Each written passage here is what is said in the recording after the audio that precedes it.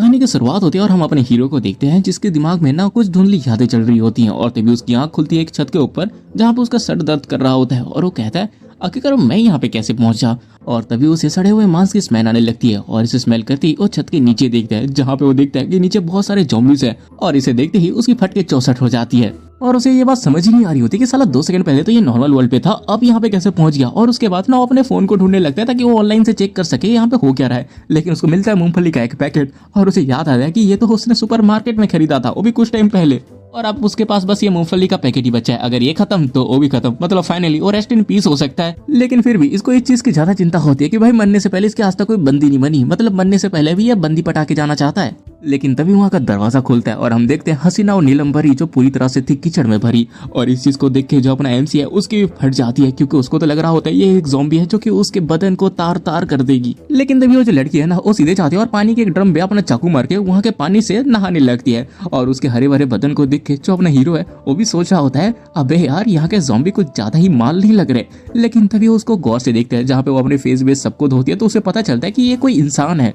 और ये नमूना उसको इतना ज्यादा देखने में खो चुका होता है कि उसके पैर से एक नॉइस बन जाती है और इसके वो लड़की चौकन्ना हो जाती है और सीधे दौड़ते हुए इसके पास आ जाती है। और ये भी इतना ज्यादा नमूना है ना, वो उसको हेलो कहता है। लेकिन वो जो लड़की है बिना कुछ सोचे उसको पहले एक बुक्का मारती है और उसके सर पे अपना गन पॉइंट करते हुए कहती है जल्दी से भोग। और ये सुनते ही वो कहता है कि अरे अरे मैं तो बस टंकी देख रहा था।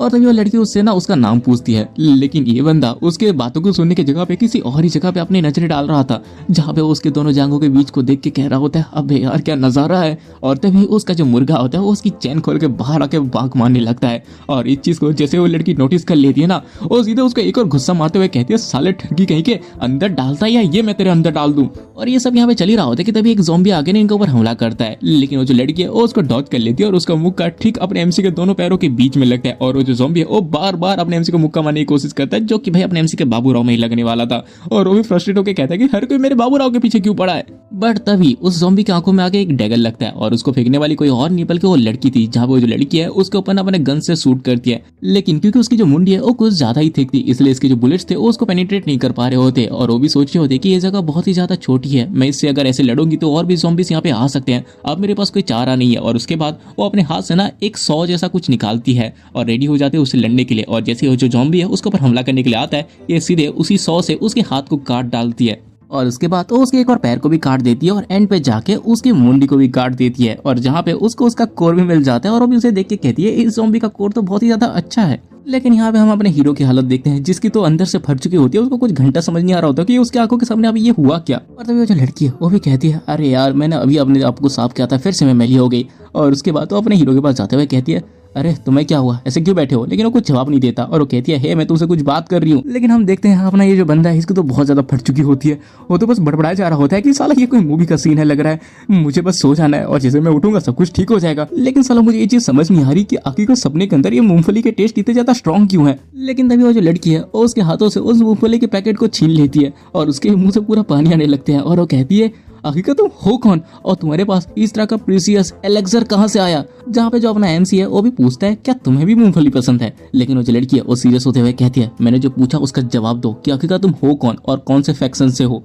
और तुम्हारे पास इस तरह की प्रीसियस फूड आइटम कहाँ से आई। और उसके बाद तो अपने 100 को उसके गले में रख देती है और इससे उसको पता चल जाता है कि भाई ये कोई वो सपना नहीं देख रहा है क्योंकि ये बहुत ज्यादा रियल है। और उसकी इतनी ज्यादा फट चुकी होती है कि वो घबराते हुए कहता है अरे मिस छोड़ दो मुझे यार, मेरा नाम तो सुवांग है और मैं बस एक नॉर्मल सा हैंडसम बंदा हूँ और ये जो पीनट्स है ये तो मेरे नॉर्मल स्नैक्स मैं हमेशा अपने साथ लेके चलता हूँ और ये तो मैंने बगल वाले सुपरमार्केट से खरीदा था। लेकिन तभी उस लड़की के पैर में एक गोली आके लगती है और उनके ऊपर बहुत ज्यादा फायरिंग्स होने लगती है जहाँ पे ये दोनों दीवार के पीछे छुप जाते हैं। और जो अपना सुयोंग होता है वो कहता है कि आखिर हमारे ऊपर गोलियां क्यों चलाई जा रही हैं। और तभी वो जो लड़की है वो सोची होती है मुझे नहीं पता कि आखिरकार ये म्यूटेड ज़ॉम्बी मेरे पीछे क्यों है, लेकिन ऐसा लग रहा है कि कोई इन सब के पीछे है। हम देखते हैं दूर ना एक और बिल्डिंग पे कुछ लोग खड़े हुए थे और एक बंदा जो कि स्नैपर था उसने कहा मैंने कहा था ना ये बंदी हमारे पीछे बहुत सारे ज़ॉम्बीज को लाती है, आप इसे भी हमने निपटा दिया। और उसके जो साथी होते हैं वो तो उसकी तारीफें कर रहे होते हैं। और तभी एक बंदा कहता है उसके बस पैरों में गोली लगी है तो क्या होगा अगर वो अपने स्किल्स के साथ हमारे ऊपर फिर से हमला करने को आई। लेकिन वो जो आंखों में स्कार वाला स्नैपर होता है वो कहता है अरे तुम चिंता मत करो, मैंने जो पहली गोली मारी थी उसके अंदर कॉर्प्स टॉक्सिन बुलेट था जिससे धीरे धीरे करके उसकी जान वैसे भी जाने वाली है। और उसका हम वापस से हमने उसी लड़की की तरफ देखते हैं जहाँ पे उसका पैर पूरी तरह से सूज चुका था और जो वांग है वो कहता है कि तुम्हारे पैरों के साथ क्या हुआ। और जो लड़की है वो कहती है इसमें कॉप टॉक्सिन था मेरी जो इम्यूनिटी है वो नॉर्मल ज़ॉम्बी वायरस से तो मुझे बचा सकती है, लेकिन एक नया टाइप का कॉप टॉक्सिन है जो कि बहुत ज़्यादा खतरनाक है। ऐसा कोई रास्ता ही नहीं है कि मैं यहाँ से जिंदा निकल सकूं। और उसके बाद वो बताती है कि वो जो लोग जिन्होंने इसके ऊपर शूट किया वो 17 फैक्शन से हैं और वो लोग उस ज़ॉम्बी के कुएं के पीछे हैं जिसको अभी जस्ट इस लड़की ने निकाला हुआ है। और अगर उन लोगों ने इन दोनों को पकड़ लिया तो इन दोनों को वो जिंदा नहीं छोड़ेंगे। और जो हुआंग है वो पूछता भी है कि अब वो लोग क्या करें, लेकिन तभी वो जो लड़की है वो कहती है मैं तुम्हारे लिए थोड़ी बहुत टाइम निकालती हूँ, तुम यहाँ से भाग जाओ। लेकिन जो हुआंग है वो शौक होते हुए कहते हैं लेकिन तुम्हारा क्या। और वो लड़की बताती है कि वो उसके लिए थोड़ा बहुत टाइम निकालेगी, तब तक के लिए हुआंग वहाँ से भाग जाएगा। लेकिन जो हुआंग है वो शौक होते हुए कहता है लेकिन तुम्हारा क्या। और उसके बाद तो बताती है कि ये एक कॉप टॉक्सिन है जिसको बस पेंसिलिन ही क्योर कर सकती है और कुछ टाइम के बाद वो भी एक ज़ॉम्बी बन जाएगी और नेक्स्ट अपना हुआंग बन जाएगा। और उसके बाद तो फिर से कहती है कि देखो मैं तुम्हारी मदद तो कर रही हूँ, लेकिन तुम्हें ना इसके बाद मेरी बहन के पास जाना होगा और उसकी ख्याल रखनी होगी। और तभी जो अपना हुआंग होता है वो कहता है कि क्या बस पेंसिलिन, इससे तुम ठीक हो जाओगी। और ये सुनते हुए लड़की कहती है क्या मतलब कि बस पेंसिलिन, क्या तुम्हें पता भी है कि एक पेंसिलिन पाना कितना ज़्यादा हार्ड है, ये बहुत ही ज़्यादा रेयर होता है। और ये सुनते ही जो हुआंग है वो कहता है कि क्या रेयर। और तो वो जो लड़की है वो वहाँ पे स्मोक बम डालने लगती है और कहती है देखो मैं भी उनको ऊपर फायर करूंगी और उनको डिस्ट्रैक्ट करूंगी, तब तक के लिए तुम इस स्मोक के अंदर घुस के यहाँ से भाग जाना। और उसके बाद वो उसको अपनी बहन का एड्रेस भी दे देती है और उन लोगों पे फायर करते हुए कहती है यहाँ से चले जाओ। और ये सुनते ही वो भागते हुए सोच रहा होता है कि उसने मेरी मदद की, क्या ऐसा कोई रास्ता नहीं है कि मैं उसकी मदद कर सकूं। पेंसिलिन, अगर मैं अपने वर्ल्ड में वापस चला गया तो पेंसिलिन कोई ऐसी बड़ी चीज नहीं है जो कि मैं खरीद नहीं सकता। लेकिन तभी वहाँ पे एक सिस्टम अपीयर होता है और वो होता है प्राइमोर्डियल एम्पायर सिस्टम, जो कि किसी डायमेंशनल शिफ्ट के बारे में बात कर रहा था। और इसको देखते ही जो अपना हुआंग होता है वो कहता है कि क्या डायमेंशनल शिफ्ट, क्या इससे मैं अपने नॉर्मल वर्ल्ड में वापस जा सकता हूँ। और जो सिस्टम है वो कहती है हाँ। लेकिन वो जो लड़की है वो इसको इस तरह से खड़ा होता हुआ देखती है और वो कहती है अरे यहाँ पे खड़े क्यों हो, भागो यहाँ से। और तभी जो अपना हुआंग होता है वो सिस्टम से पूछता है क्या यहाँ से जाने के बाद मैं यहाँ पे दोबारा आ सकता हूँ। और जो सिस्टम है वो कहती है हाँ। और ये सुनते वो कहता है ठीक है, मुझे जल्दी से जल्दी अपने नॉर्मल वर्ल्ड में भेज दो। और उसके इतना कहते ही हम देखते हैं उसकी आंखें हॉस्पिटल रूम पे खुलती है। जहाँ पे उसकी आंखें खुलती वो दौड़ के सीधे ना हॉस्पिटल में भागने लगता है, वो भी पेंसिलिन पेंसिलिन चिल्लाते हुए। और उसके बाद हम वापस से उसी एपोकलिप्स वर्ल्ड में देखते हैं जहाँ पे वो जो लड़की है वो थक के बैठ चुकी थी और वो कहती है वो बंदा, उसे मेरी बहन को कहना ही होगा। और उसके बाद हम वापस उसी स्नैपर को देखते हैं जो कि कहता है गन फायर बंद हो चुका है, लगता है अब वो होल्ड नहीं कर सकती, चलो भाइयों जाके वहाँ पे कलेक्ट करते हैं। और उसका हमारा सीन वापस से नॉर्मल वर्ल्ड पे जाता है जहाँ पे एक नर्स ना हुआंग को भागते हुए देखती है और कहती है हॉस्पिटल में ऐसे भागना मना है। लेकिन तभी जो हुआंग है वो देखता है कि उसके पास बहुत सारे पेंसिलिन्स है और ये देखते ही वो सारे पेंसिलिन्स को अपने शर्ट के अंदर छुपा लेता है और सीधे भागते हुए वहां से चला जाता है। और एक कोने में पहुंचते ही चिल्ला के कहता है डायमेंशनल शिफ्ट। और इतना कहते ही हमारा सीन वापस से एपोकलिप्स वर्ल्ड में शिफ्ट होता है जहाँ पे हम देखते हैं कि वो जो लड़की है उसकी हालत बहुत ज्यादा खराब थी। लेकिन तभी वहाँ पे हुआंग आकर उसको उंगली करता है और वो लड़की जैसे ही हुआंग की तरफ देखती है वो कहता है कि चलो बढ़िया है कि तुम अभी तक टपकी नहीं। और हुआंग को यहाँ पे देख के वो लड़की पूरे शौक हो जाती है और चिल्लाते हुए कहती है क्या तुम पागल हो चुके हो, तुम यहाँ से भागे क्यों नहीं। लेकिन तभी जो हुआंग है ना उसको पेंसिलिन दिखाता है और कहता है ये लो पेंसिलिन, मैं भी इसको खरीद के लेके आया हूँ। और उसके बाद वो जो लड़की होती है वो कहती है आगे का तुम्हें पेंसिलिन कहाँ पे मिली, जहाँ पे जो अपना एमसी उसे बताता है कि वो इसे खरीद के लेके आया है और उसे चिंता करने की जरूरत नहीं है, जेन्युइन पेंसिलिन है। और उसे इस बात की सिक्योरिटी भी देता है कि ये दोनों यहाँ से जिंदा वापस जाएंगे। और ये सब कहते हुए वो सीधे पेंसिलिन उसके मुंह पे ठूस देता है।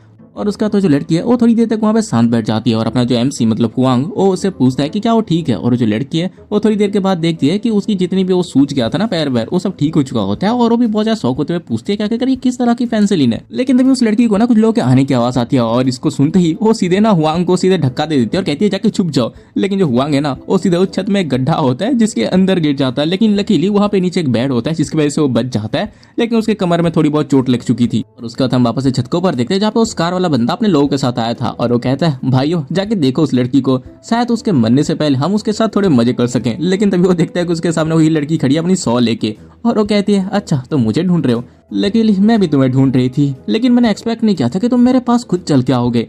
और इसे देख के तो इन लोगों की भी फट जाती है कि आखिरकार ये जिंदा कैसे है। और उसके बाद होना क्या था, ऊपर इन लड़कों की कुत्तों वाली पिटाई चालू हो जाती है और नीचे जो अपना एमसी होता है वो भी सो रहा होता है हाँ लगता है अब उसको मेरी जरूरत नहीं है। लेकिन तभी उसकी नजर एक डायरी पे जाती है और उसको उठा के वो पढ़ता है तो उसमें लिखा होता है कि ये डायरी बस एडल्ट्स के लिए है। इसका मतलब इसके अंदर कुछ तो होगा वो माल मसाला। और जैसे वो उस डायरी को पढ़ना चालू कर देता है उसको पता चल जाता है कि इसको लिखने वाला जरूर कोई साइकोपैथ है। तभी हम उस डायरी को लिखने वाले की बातें पढ़ते हैं जहाँ पे उसने बताया हुआ था जुलाई 21, 2080 मेरी पड़ोसी जो कि अपने कपड़े सुखा रही थी, मैंने उसके पिछवाड़े को देखा जो कि बहुत ही ज्यादा सेक्सी था। मैं पक्का श्योर हूँ कि उसके पति को रात को बहुत मजा आता होगा।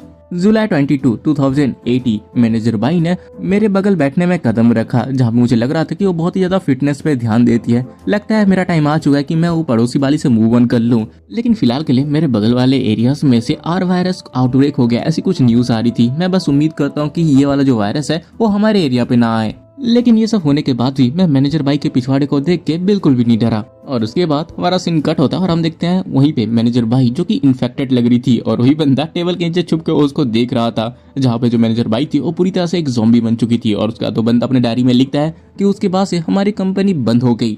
और मैं भी बहुत ज़्यादा कॉन्फिडेंट था, इसलिए मैं अपने रूम से बाहर नहीं आया। जुलाई 24, 2080 आर वायरस ने बहुत सारे पॉपुलेशन को इन्फेक्टेड कर लिया था। ज़्यादा लोगों के पास उनके रिसोर्सेस नहीं थे। मैंने भी मदद की बहुत ज़्यादा पुकार लगाई, लेकिन किसी ने रिस्पॉन्स नहीं दिया, और अगर ऐसा चलता रहा तो शायद मैं भूख से ही मर जाऊंगा।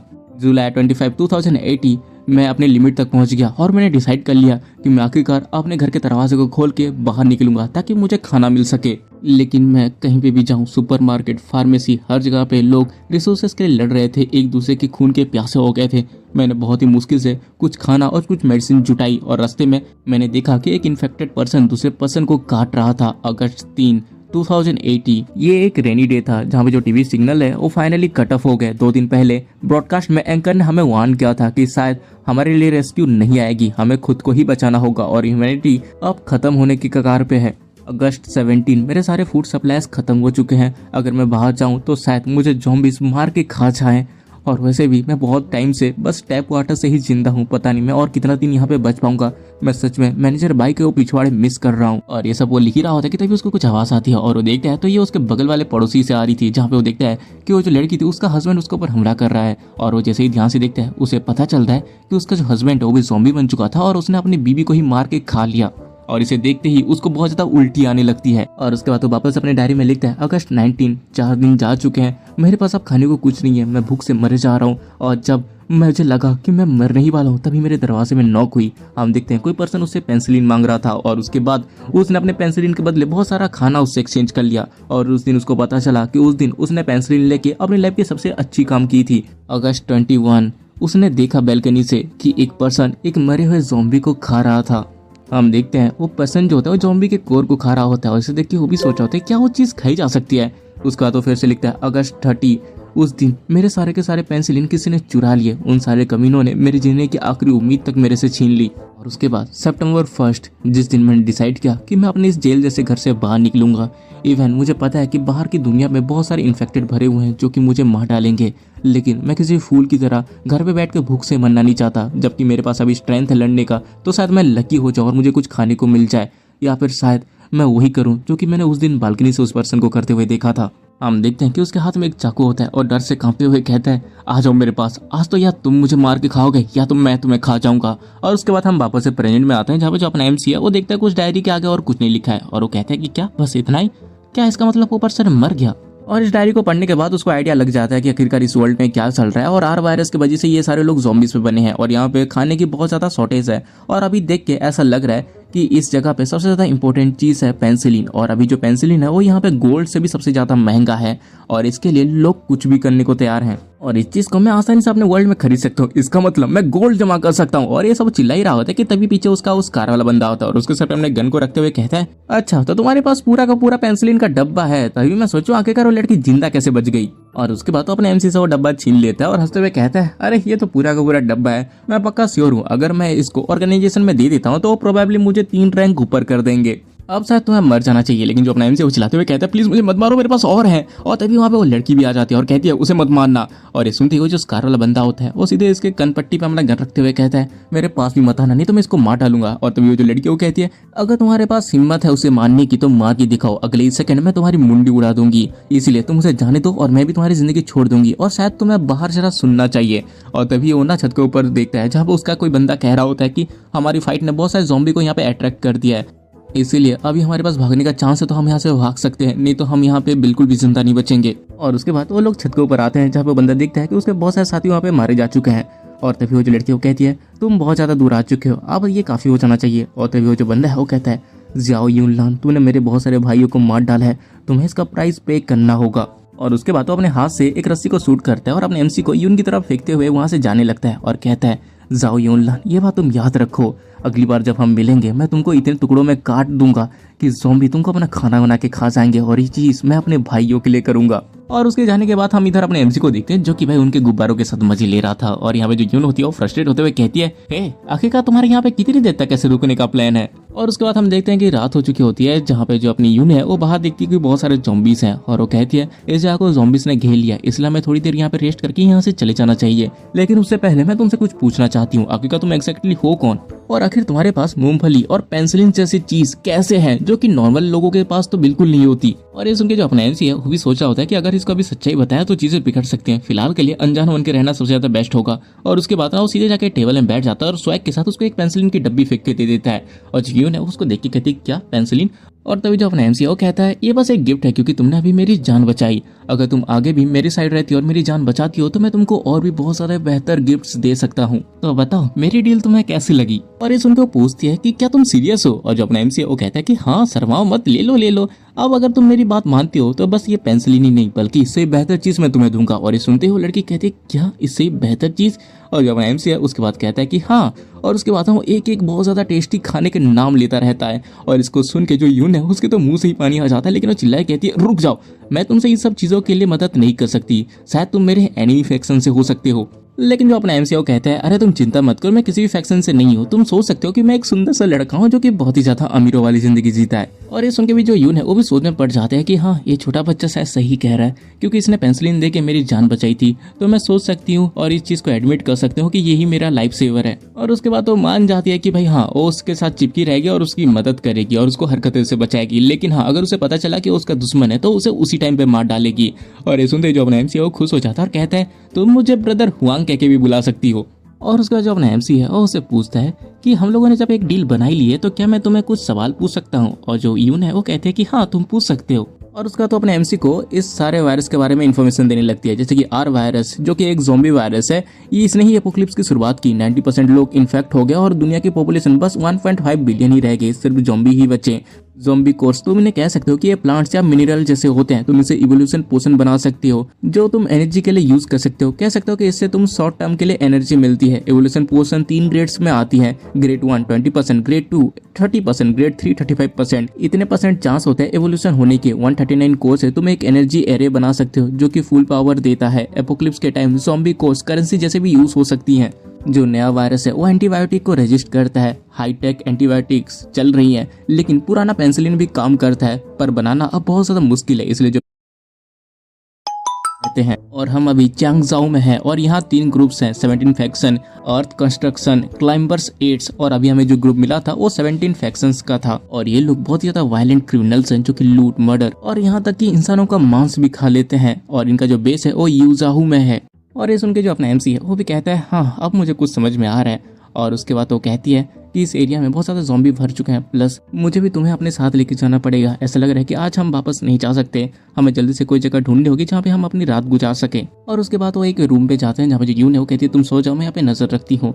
और इस तरह से यून की शक्ल को देख के जो अपना एमसी वो भरोसा कर नहीं पा रहा होता है कि ये एक सर्वाइवर है। और उसके बाद वो अपने सिस्टम को बुलाता है और वापस से रियल वर्ल्ड में चला जाता है, जहाँ पे पहुंचते ही उसको कुछ भारी महसूस होता है। और वो देखता है तो उसके ऊपर एक लड़की बैठी हुई थी और वो इसे शौक होते हुए कहता है आखिरकार कैसे। और तभी वो जो लड़की वो कहती है अरे प्लीज थोड़ा सा जेंटल रहो यार। और तभी जो अपना एमसी है वो कहता है लैंडलॉर्ड आखिर आप यहाँ पे क्या कर रही हो।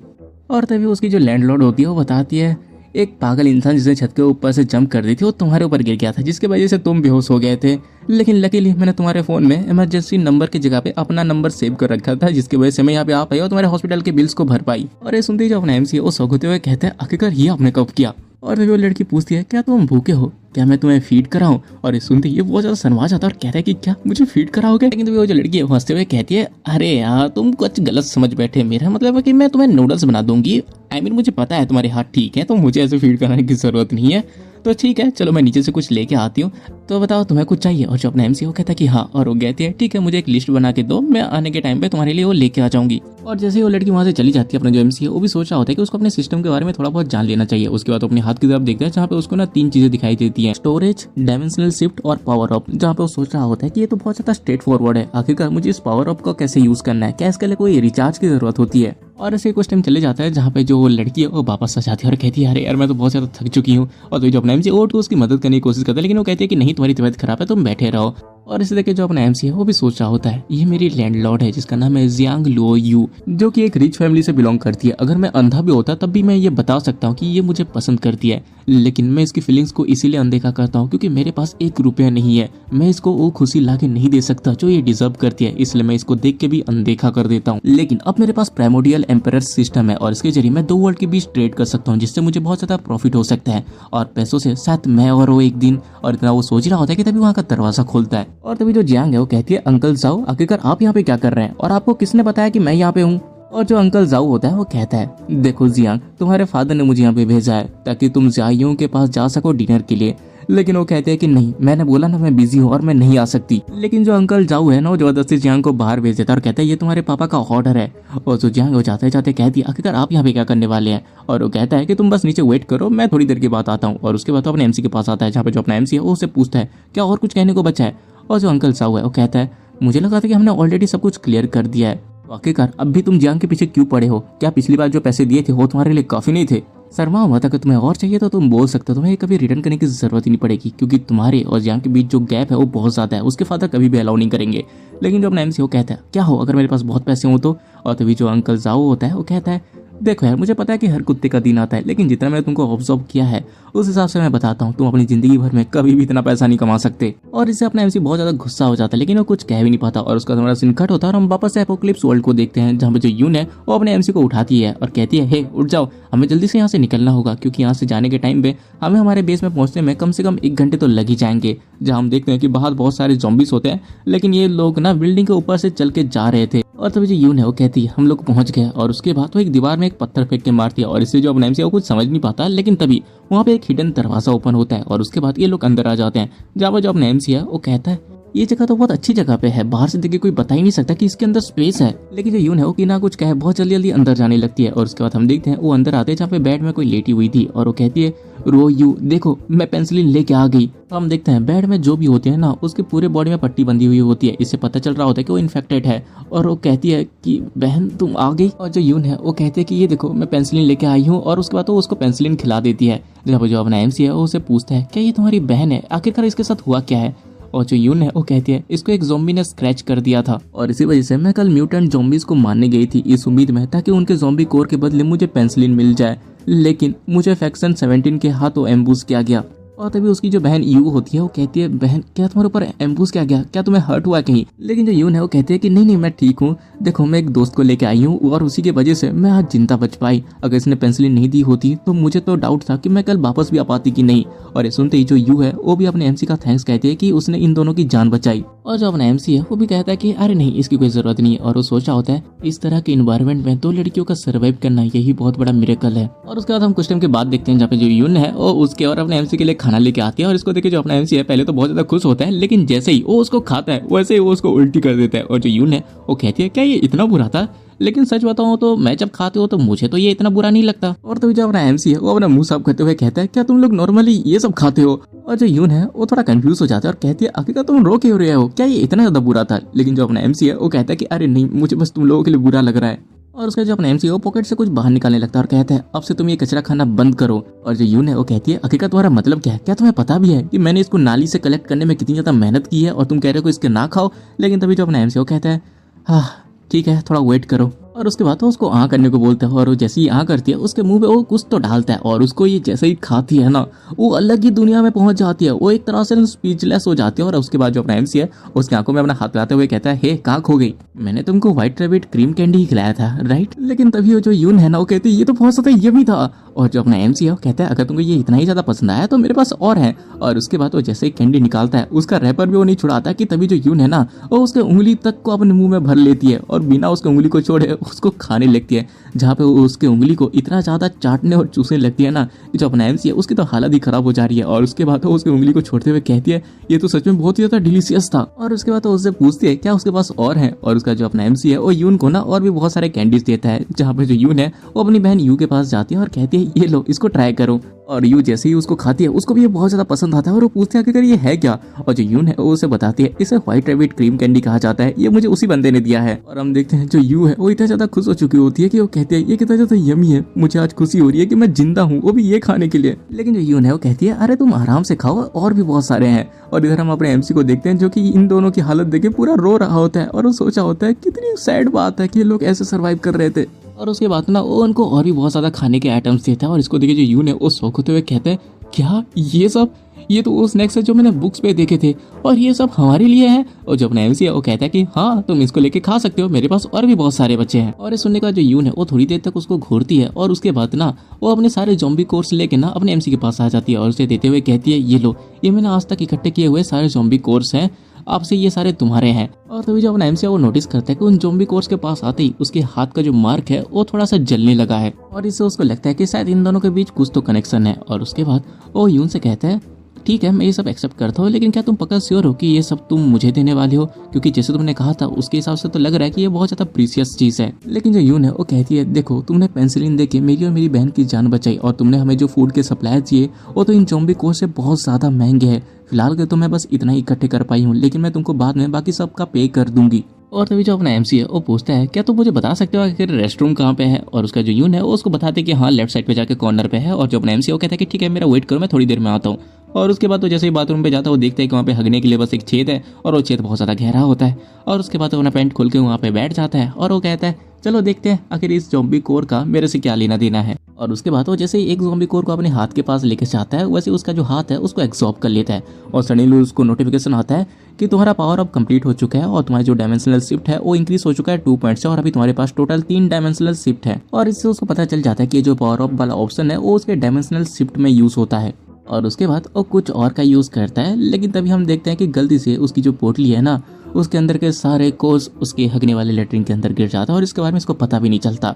और उसके बाद हम देखते हैं कि उसने जस्ट 9 ज़ॉम्बी कोर्स का उसने यूज़ किया होता है और वो कहता है कि शायद 9 काफ़ी होंगे और बाकी बचे हुए का मैं बाद में यूज़ कर लूँगा। लेकिन जैसे वो वापस बैग को देखता है वो देखता है कि उसमें बस 2 या 3 ही बचे हुए हैं और वो शौक हुए कहता है आखिर मेरे ज़ॉम्बी कोर्स कहाँ चले गए, मुझे अच्छे से याद है ये पूरा बैग उनसे भरा हुआ था। लेकिन उसको बहुत ही जल्दी रियलाइज हो जाता है कि उसके सारे ज़ॉम्बी कोर्स पे गू फिर चुका है और वो बेचारा अंदर से ही टूट जाता है। और उसके बाद वो ऐसी ही मुरझाई हुई शक्ल लेके बाहर आता है जिसको देख के जो यून है वो पूछती है आखिर तुम्हारे साथ क्या हुआ। लेकिन जो अपना एमसी वो कहता है कि अरे कुछ नहीं बस वो बवासीर। और उसके बाद हम देखते हैं कि जो यून है वो उनके लिए वापस से वो वाला खाना लेके आती है और जो अपने एमसी वो कहता है कि क्या तुम वापस ही ये खा रही हो, क्या मैंने तुमको अभी अच्छा खासा खाना नहीं दिया था। लेकिन जो यून है वो कहती है आखिरकार हम ये सारे प्रीशियस चीज एक साथ कैसे खा सकते हैं और उसके अलावा मैंने इसको नाली से बहुत ही ज्यादा मेहनत से कलेक्ट किया है, अगर हम इसको नहीं खाएंगे तो ये खराब हो जाएगा। और उसके बाद वो उसे खाने लगती है, लेकिन जो अपना एमसी है उसको रोकते हुए कहता है अरे मेरे पास और खाना है। लेकिन जो यून है वो पूछती है लेकिन तुमने तो हमें सब कुछ दे दिया था ना। और ये सुनते ही अपना एमसी सोच रहा होता है उसे बिल्कुल भी नहीं पता कि मेरे पास स्टोरेज स्पेस है और एक सिस्टम है, इसको अगर मैं ये सब बता दूंगा तो इसे बहुत ज़्यादा अजीब लगेगा। और इसके अलावा मेरे पास जितने फूड है वो अभी हम तीनों के लिए बस कुछ दिनों के लिए ही चलेगा, अगर मुझे और ज़्यादा फूड लाना है तो मुझे वापस अपने रियल वर्ल्ड पे जाना होगा। और उसके बाद तो यून को खंसते हुए कहता है एक्चुअली मैं एक मर्चेंट हूँ और कुछ दिनों में मेरे पास एक बंदा आता है जो कि मुझे खाने का सामान दे के जाता है। और ये सुनते ही जो यून है वो कहती है कि क्या मर्चेंट, आखिर तुमने ये हमें पहले क्यों नहीं बताया। और अपना एमसी उसे बताता है कि वो उसके ऊपर पूरी तरह से भरोसा नहीं कर पा रहा था इसलिए उसने उसको बताया नहीं और कल वो वापस से जाएगा और कुछ सामान लेके आएगा। और उसके बाद हम अगले दिन का सीन देखते हैं जहाँ पे जो अपना एमसी है वो अपने वर्ल्ड में जाने वाला होता है कि तभी जो यून है वो उसको रोक के उसको एक छोटी सी गन देती है। और इसको देख के जो अपना एमसी है वो कहता है कि क्या एक छोटी सी गन। और इसको देख के जो यून है वो कहती है बात इसके साइज की नहीं है, बात इसके पावर की है, क्योंकि ये जो गन है ये एक डेडली एसेसिन वेपन है, इसलिए जस्ट इन केस तुम्हारे लिए बेहतर होगा कि तुम इसको अपने साथ लेके जाओ। और क्या तुम पक्का श्योर हो कि तुम्हें अकेले ही जाना है, मुझे तुम्हारे साथ आने की जरूरत नहीं पड़ेगी। और जो अपने एमसी वो कहते हैं कि अरे मैं ठीक हूँ, मैं अकेला चला जाऊंगा। और उसके बाद तो वहाँ से चला जाता है। और तभी जो यून है उसके पीछे उसकी बहन यू आती है और वो कहती है बहन। और इसको देखते ही जो यून है वो कहती है कि क्या तुम अपने आप से चल सकती हो। और जो यू है वो कहती है कि हाँ उस बंदे की मेडिसिन से मुझे अच्छा खासा फायदा हुआ है। और उसके बाद तो यून को उसका पीछा करने के लिए कहती है। और जब यून पूछती है क्यों, और तभी जो यू है उसे बताती है उसकी जो अपीयरेंस है वो बहुत ही ज़्यादा अलग है, वो बहुत ज़्यादा अजीब हरकतें कर रहा है। ऐसा देख के लग रहा है कि भाई वो इस दुनिया की जो रूल्स है उससे फैमिलियर नहीं है। और जो उसने जो मर्चेंट वाली आइडेंटिटी बताई वो शायद उसने झूठ बोला होगा, शायद वो कोई एक्सक्यूज़ दे रहा है। हालांकि उसने हमारे ऊपर बहुत ज़्यादा मदद की हो, लेकिन हम इतनी जल्दी उसके ऊपर भरोसा नहीं कर सकते। और उसके बाद हम अपने एमसी को देखते हैं जो कि उस जगह से बहुत ज़्यादा दूर आ चुका था, ताकि अगर कोई उसका फॉलो भी कर रहा है तो उसको कर ना पाए। और उसके बाद वो डायमेंशनल शिप को ओपन करता है और रियल वर्ल्ड पे आ जाता है, जहाँ पे उसकी आंख वापस से हॉस्पिटल पे खुलती है। और वो कहता है कि चलो अब मुझे यहाँ से निकलना चाहिए, अब मैं यहाँ पे कब तक अपना बिल फाड़ूंगा। और उसके बाद वो जैसे ही बाहर आता है वो कहता है मेरे पास ज़्यादा कुछ सेविंग्स बची नहीं है, मुझे लग रहा है कि मैं अमीर नहीं बल्कि और ज़्यादा लूजर बनता जा रहा हूँ। लेकिन फिलहाल के लिए चलो पहले कुछ सप्लाईज ले लेते हैं, जो कि एपोकलिप्स वाले वर्ल्ड पे मिलना बहुत ही ज़्यादा मुश्किल है। और उसके बाद वो सुपरमार्केट पे जाके खाने के सामान को लेने लगता है और वो सोचा होता है फूड और मेडिसिन उस जगह पे बहुत ज़्यादा प्रीशियस है। अब मेरे पास कोई चैनल्स भी नहीं है कि मैं उसको वहाँ पे बेच सकूँ, और अगर मैं फैक्शन सेमेटिन के पास जाता हूँ तो मुझे पता है वो लोग मुझे लूट लेंगे और वहाँ पे ये मार डालेंगे। और रही बात यून की, तो उसकी स्किल बहुत ज़्यादा अच्छी है, लेकिन वो बस मुझे ज़ॉम्बीज़ और बीस्ट से ही बचा सकती है।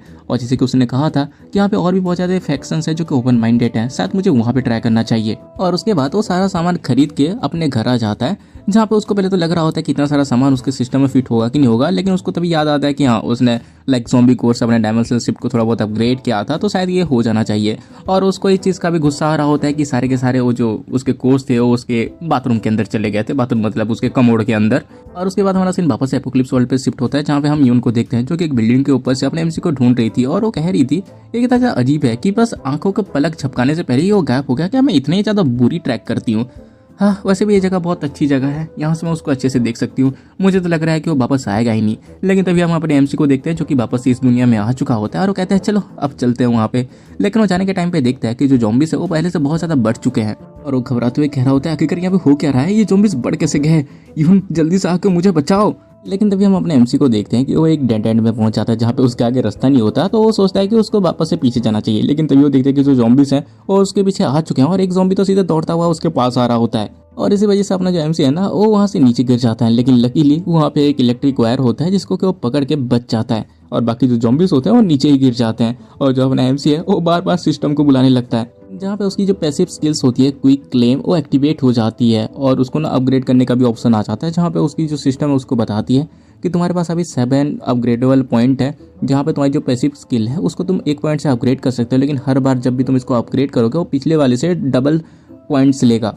और ये सुनते ही जो अपना एमसी है वो कहता है आखिरकार ये किस तरह का सिस्टम है, और उसके बाद तो 2 बार उसको अपग्रेड करता है, और जैसे ही वो अपग्रेड होता है वैसे वो चेक करता है कि भाई वो एक ही हाथ से लटक सकता है, उसको ज़्यादा मेहनत करने की ज़रूरत ही नहीं पड़ रही, उसकी मतलब एक तरह से पावर ही बढ़ चुकी है। और उसके बाद वो तो उस वायर के ऊपर ही नाचने लगता है, और उसके बाद ये नमूना अपने आप को स्पाइडरमैन ही मानने लगता है, और वहीं पे ना स्पाइडरमैन के मूव्स करने लगता है। और इस चीज़ को दूर से ना यून भी देख रही होती है, और वो सोच रही होती है मुझे लगा ये नॉर्मल ऑर्डिनरी पर्सन है, लेकिन किसे पता था कि इसकी क्लाइंबिंग स्किल इतनी ज़्यादा तगड़ी होगी। यू ने सही कहा था, ये बंदा कोई ऑर्डिनरी पर्सन नहीं है। और उसका जो अपना एमसी है ना वो दूसरे बिल्डिंग में आके उतर जाता है, और वो दूर देखते हुए सोचा होता है जो ओरिजिनल रास्ता था उसको तो ज़ॉम्बीज़ ने ब्लॉक कर दिया, अब मुझे किसी ऊंची जगह पे जाना होगा ताकि मैं अच्छे से सर्वाइव कर सकूं और अपने बेस को लोकेट कर सकूं। लगता है वो जो सामने वाली बिल्डिंग है उसके ऊपर मुझे अच्छी व्यू मिल जाएगी। और उसके बाद हम देखते हैं कि वो बहुत बड़ी बिल्डिंग में ना चढ़ने लगता है, और तभी वो देखते हैं कि उस बिल्डिंग के अंदर ना बहुत सारे ज़ॉम्बीज़ हैं जो कि इसको देख के इसी की तरफ भी आने की कोशिश कर रहे थे। और इनको देख के जो अपना एमसी होता है वो भी कह रहा होता है इनको देख के मुझे उल्टी आती है, कितनी ज़्यादा डिस्गस्टिंग है, आ जाओ ज़ॉम्बीज़, अगर तुम्हारे अंदर हिम्मत है तो मुझे मार के दिखाओ। लेकिन उसके इतना कहने की ही देरी थी कि तभी हम देखते हैं कि उसकी जो ग्लास है ना वो टूटने लगती है और पूरी तरह से टूट जाती है, जिससे जो अपना एमसी है वो सीधे जाकर उन ज़ॉम्बीज़ के ऊपर ही गिरता है, जिससे इसकी लिटरली फट जाती है। और तभी एक ज़ॉम्बी इसके ऊपर हमला करने के लिए आता है, लेकिन जो अपना एमसी है वो अपने हाथ को ऐसे उसके गर्दन पे करता है, लेकिन उसके हाथ के थोड़े से हमले से ही उसकी गर्दन उड़ जाती है। और इसे देख के जो अपना एमसी है वो भी शॉक हो जाता है, और वो कहता है कि मेरी पकड़ इतनी ज़्यादा स्ट्रांग हो चुकी है कि मैंने बस थोड़ा सा छुआ और वो ज़म्बी खत्म हो गया। और तभी हम देखते हैं कि उसके पीछे एक और ज़म्बी अटैक करने के लिए आता है, और अपना जो एमसी है उसको भी बहुत आराम से मार डालता है। लेकिन उसे पता था कि यहाँ पे जितने ज़ॉम्बीज़ हैं उनके साथ तो लड़ नहीं सकता, और उसके बाद तो वापस है ना उसी ग्लास में जाके चिपक जाते हैं, और उसके पीछे पीछे जो बाकी ज़ॉम्बीज़ है ना वो नीचे ही गिर जाते हैं। और अपना जो एमसी है वो कहता है अरे यार ये बहुत ही ज़्यादा क्लोज था, अगर आज मेरी बॉडी में इन लोगों ने थोड़ी सी भी खरोच कर ली होती तब मेरी भी हालत बर्बाद हो जाती। लेकिन तभी वो देखते हैं कि उसके पीठ में उसका बैग है ही नहीं, और इसको देख के उसकी और फट जाती है। और हम तभी देखते हैं कि उसका जो बैग है ना वो उन्हीं ज़ॉम्बीज़ के पास ही रह चुका होता है। और इसको ही देख के जो अपना एमसी है वो रोते हुए कहता है मैंने इतने ज़्यादा एफर्ट्स किया लेकिन मेरे सारे सप्लाई चले गए। हाँ, लेकिन कोई बात नहीं, मैं अपना बैग वापस लेके ही आऊँगा। और उसका जो अपना एमसी है वो उसी जो टूटा हुआ ग्लास है ना वहाँ पे अपना हाथ दिखाता है, और उसको देख के जो बाकी ज़ॉम्बीज़ होते हैं ना वो पागलों की तरह नीचे आके गिर जाते हैं। और ऐसा कर करके जो अपना एमसी है वो सारे ज़ॉम्बीज़ को नीचे गिरा देता है। और उसके बाद वो जैसे ही अंदर देखता है वो देखता है कि अब वहाँ पे कोई भी नहीं है और उसका बैग ऐसे ही पड़ा है। और उसके बाद वो अंदर जाकर उस बैग को उठा लेता है और कहता है अरे यार ये ज़ॉम्बी तो बहुत ज़्यादा आसान थे, बस इनको थोड़ा सा उल्लू बनाओ और बाकी काम ये खुद ही कर लेते हैं। लेकिन जब उसके पीछे से कोई बहुत तेज़ी से जाता है और वो कहता है क्या मेरे पीछे कुछ है, लगता है मैंने कुछ रेड जैसा देखा। और तभी हम देखते हैं वहाँ पे कोई तो ज़ॉम्बी होता है जो कि एक म्यूटेंट ज़ॉम्बी था, और वो बहुत डरावनी स्माइल दे रहा होता है। और इससे पहले कि अपना एमसी कुछ समझ पाता वो ज़ॉम्बी सीधे अपने एमसी के पास आके उसके ऊपर हमला कर देता है। और उसके बाद हम देखते हैं कि जो अपना एमसी है वो सीधा जाकर बाहर दीवार में जाके लगता है और तभी वो जो ज़ॉम्बी है वो वापस उसके पास आने लगती है, जिसको देख के जो अपना एमसी है वो उससे भागने लगता है और उस ज़ॉम्बी है उसका पीछा करने लगती है। और उससे भागते हुए जो अपना एमसी है वो भी सोच रहा होता है कि वो यहाँ से ना अपने रियल वर्ल्ड पे जाके इससे बच सकता है, लेकिन पॉइंट की बात यह है कि वो जब भी रिटर्न आएगा वो सेम ही स्पॉट पे ही रिटर्न आएगा, इसीलिए वहाँ पे जाना एक तरह से स्किल की बर्बादी है। और उसके बाद वो अपने सिस्टम को उसे अपग्रेड करने को बोलता है, जिससे उसकी जो सिस्टम है उसको अपग्रेड कर देती है, जहाँ पे जो अपना एमसी है वो लेवल 6 में पहुंच जाता है। और जैसे वो ज़ॉम्बी अपने एमसी को काटने वाली होती है कि तभी जो अपना एमसी है उसको डॉच कर लेता है और आप उस ज़ॉम्बी के अटैक्स को देख पा रहा था, लेकिन फिर भी इतना काफी नहीं था क्योंकि वो ज़ॉम्बी अभी भी उसके पीछे थी और सारे ज़ॉम्बी कोर का उसको अपग्रेड करने में यूज करने के बाद भी वो बस उन दोनों के बीच में थोड़ा सा दूरी ही बना पाया। अगर ऐसा ही चलता रहा तो बहुत ही जल्दी उसके लपेटे में आ जाएगा, क्योंकि वो 1 सेकंड के लिए भी रुक नहीं सकता। अगर वो रुक गया तो ज़ॉम्बी उसको पक्का काट लेगी। और तभी ना अपना एमसी एक जगह पे रुकता है जहाँ पे बहुत सारी लकड़ी के टुकड़े पड़े हुए थे और तभी वो जो ज़ॉम्बी है वो सीधा अपने एमसी के ऊपर अटैक करने के लिए आती है, लेकिन जो अपना एमसी है वो एक डंडा पकड़ के उस ज़ॉम्बी के आर पार कर देता है। और उसके बाद तो थोड़ी सी राहत की सांस लेता है, लेकिन तभी हम देखते हैं कि जो ज़ॉम्बी है ना वो छटपटाने लगती है और इसको देखिए जो अपना एमसी वो कहता है कि डैम इट यार, ये अभी तक नहीं मरा। और उसके बाद हम थोड़ी देर के बाद का सीन देखते हैं जहाँ पे जो ज़ॉम्बी है वो फाइनली मर चुका था और अपना जो एमसी है वो उसके सर पे अपना हाथ डाल के उसके ज़ॉम्बी कोर को निकाल लेता है। यहाँ पे वो इस चीज़ से बहुत ज़्यादा खुश भी तो होता है, लेकिन हाँ वो अंदर से बहुत ज़्यादा थक चुका था। और उसके बाद तो बेस में रिटर्न आ जाता है जहाँ पे दूर से उसको यून भी देख रही थी और वो सोच रही होती है ये फाइनली एस्केप कर गया, ऐसा लग रहा है कि इसकी कॉम्बैट एबिलिटी मुझसे भी बेहतर है। और उसके बाद हम अपने एमसी को देखते हैं जो कि उनके घर पे आ जाता है और चिल्लाए कहता है कि देखो मैं आ गया और मैं अपने साथ बहुत सारे सामान लेके आया हूँ। लेकिन तभी वहाँ पे एक दूसरी लड़की आती है और कहती है ब्रदर हुआंग आप वापस आ गए। और इसको देख के जो अपना एमसी है वो थोड़ा कंफ्यूज हो जाता है और उससे पूछता है क्या कि वो है कौन। और वो लड़की बताती है कि वो यून की छोटी बहन यू है, वो उसके बैंडेजेस की वजह से इसे पहचान नहीं पा रहा है। और तभी वो अपने एमसी के पास जाते हुए कहती है कि ब्रदर हुआंग आपकी तो पूरे बॉडी में ब्लड लगा है, आपको कहीं चोट तो नहीं लगी। लेकिन जो अपना एमसी है वो कहता है कि अरे मुझे कुछ नहीं हुआ, मैं ठीक हूँ, ये बस ज़ॉम्बीज के ब्लड है। और उसका जो यू है ना वो अपने एमसी के साथ पूरा चिपक जाती है और कहती है सच में आपके लिए बेहतर होगा कि आप मुझे झूठ ना बोले, चलिए मुझे आपको चेक करने दीजिए। और जो अपना एमसी है उसको भी तो बहुत ज्यादा मजा आ रहा था, वो कहता है अरे हाँ हाँ तुम मुझे बहुत करीब से देख सकती हो। और इतना सुनते ही जो यू है वो उससे और भी ज्यादा चिपक जाती है और जो अपना एमसी वो तो भाई अलग ही फैंटेसी में जी रहा होता है, उसके लिए तो भाई जैसे कि उसका जीना ही साकार हो गया। और तभी जो यू है वो कहती है थैंक गॉड कि आपको कहीं पे चोट नहीं लगी, लेकिन आपकी बॉडी में बहुत ज्यादा मिट्टी और खून लगी हुई है, इससे चलिए आपको साफ सफाई करनी होगी, इसलिए साथ में नहाते हैं। और ये सुनते ही जो अपना एमसी है वो शौक होते हुए कहता है कि क्या तुम्हारा मतलब मैं और तुम एक साथ नहाएंगे। और ये सुनते ही जो यू है वो कहते हैं कि हाँ जैसे कि आपको पता है यहाँ पे सप्लाईज की कमी है, इसलिए हम ज्यादा पानी बर्बाद नहीं कर सकते। और उसके बाद हमारा सीन कट होता है बाथरूम पे जहाँ पे जो यू है वो नहा रही थी और मुझे ये समझ नहीं आ रहा साला ये इतने सालों से एपोक्लिप्स वर्ल्ड है जहाँ पे बिजली नहीं है और ये लोग टंकी में पानी चढ़ा कैसे रहे हैं। और यहाँ पे जो अपना एमसी है उसको नहाते हुए देख रहा हूँ बहुत ज्यादा घबरा रहा होता है। और तभी जो यू है वो कहती है ब्रदर हुआ आखिरकार आपको कपड़े खोलने में इतना टाइम क्यों लग रहा है, जल्दी से आइए ना। और जो अपना एमसी है वो कहता है एक मिनट एक बात मुझे कंफर्म करनी है, अगर तुम्हारी बहन को इस बारे में पता चल गया तो मुझे मारेगी तो नहीं। और ये सुनते जो यू है वो कहती है क्यों, आखिर वो क्यों मारेगी, हम लोग तो नॉर्मली एक साथ ही नहाते हैं, इसमें प्रॉब्लम ही क्या है, इसीलिए ऐसे बाहर खड़े रहना बंद कीजिए और अंदर आइए। और ये सुनते जो अपना एमसी है वो कहता है अच्छा ऐसी बात है। और उसके बाद वो भी कपड़े खोल के पूरा एक्साइटेड होकर अंदर आने लगता है, जहाँ पे तभी उसको आवाज आती है रुक जाओ। और हम देखते हैं वहाँ पे यून आ चुकी थी जो कि सीधे गुस्से में उसके मुंडी को पकड़ के उसके रोक लेती है और गुस्से से कहती है हुआंग तुमने वो देखा, मैंने सही कहा ना मेरी बहन की नेकेड बॉडी। लेकिन जो अपना एमसी है वो घबराते हुए कहता है अरे अरे मैंने तो कुछ भी नहीं देखा, बचपन से ही मेरी आंखें खराब है, अगर यहाँ पे मेरा अंकल भी नंगा नहाता होता तब भी मैं उसको पहचान नहीं पाता। और उसके बाद वो दोनों बाहर जाते हैं जहाँ पर यून अभी भी बहुत ज्यादा गुस्से में होती है। लेकिन तभी जो अपना एमसी वो कहता है अरे देखो देखो मैं बहुत ज्यादा कूल चीजें लेकर आया हूँ और इससे हम बहुत दिनों तक आराम से सर्वाइव कर पाएंगे, और हाँ मैं कुछ फ्रेश फ्रूट भी लेके आया हूँ। और उसके बाद ना वो कुछ केले निकालता है और इसको देख के जो यून है वो सारा गुस्सा छोड़ के बहुत ही ज्यादा एक्साइटेड हो जाती है और वो कहती है कि क्या केले। और तभी जो अपना एमसी है वो एक केला छिलके देता है और कहता है अरे खाओ खाओ शर्माओ मत। लेकिन यून उसको जिस तरह से खाती है ना कसम से यार अलग ही फीलिंग आती है। और इस चीज को अपना एमसी भी देख रहा होता है जो कि भाई अलग ही फील ले रहा होता है, क्योंकि ये बंदी खा ही ऐसे के ले रही है यार मुझे ऐसी बंदी कब मिलेगी। जहाँ पे जो यून है ना उसको ये बहुत ज्यादा पसंद आता है। और तभी ना वो अपने एमसी की तरफ देखती है जहाँ पे उसकी हालत थोड़ी पतली होती है और पूछती है क्या कि तुम्हें क्या हुआ। और जो अपना एमसी है वो तो बड़बड़ाते हुए कहता है हाँ मेरे बच्चों मैं तुम्हें बहुत मिस करूंगा। और उसके बाद वहाँ पे यू भी आ जाती है और वो भी खाने लगती है और वो कहती है ये तो बहुत ज्यादा फूड है, ये तो एक सपने की तरह है। और जो यून है वो भी कहती है वाह तुम पक्का श्योर हो ना कि ये सब तुम हमें देना चाहते हो, क्योंकि ये सब चीज़ें बहुत ही ज़्यादा प्रीसियस हैं। और तभी जो अपना एमसी है वो कहता है कि अरे मैंने कहा ना कि जब तक तुम मेरी सेफ्टी की गारंटी लेती हो तब तक मैं तुम्हें भूखा बिल्कुल भी नहीं रहने दूंगा, मैं तुम्हारी सारी ज़रूरतें पूरा करूंगा। और ये सुन के जो यून है वो थोड़ी सैड हो जाती है और वो सोची होती है फर्क नहीं पड़ता कुछ भी हो जाए, मैं तुम्हें बचाऊंगी।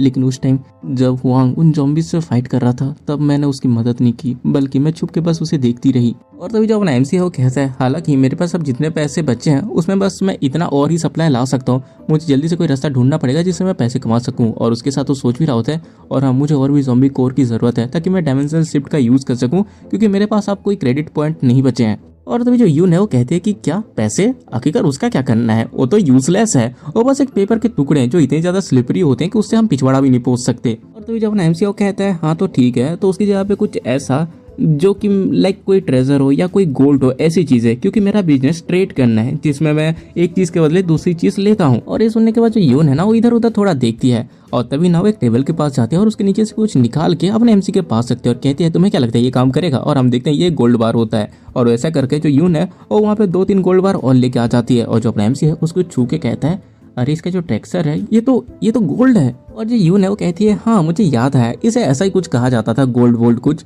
और मैं इसको अपने टेबल को सीधा करने के लिए यूज करती थी क्योंकि ये परफेक्टली स्क्वायर था। और अगर तुम्हारे लिए ये खजाने जैसा है तो वहाँ देखो टेबल के नीचे 5-6 और पड़े हैं, तुम इसको लेके जा सकते हो, वैसे भी ये यूजलेस है, ये हमारे किसी काम का नहीं है। और जो अपना एमसी है इसको तो देख के पूरा शौक होता है। और उसके बाद हम रात का सीन देखते हैं जब अपना एमसी है घोड़े बेच के सो रहा होता है और अपने सपने में बड़बड़ा रहा होता है अब मैं अमीर हो चुका हूँ जियांग, अब मेरे पास बहुत पैसे हैं, अब हम फाइनली। लेकिन तभी हम वहाँ पे यू को देखते हैं जो कि एक चाकू लेके सीधा अपने एमसी को हमला करती है।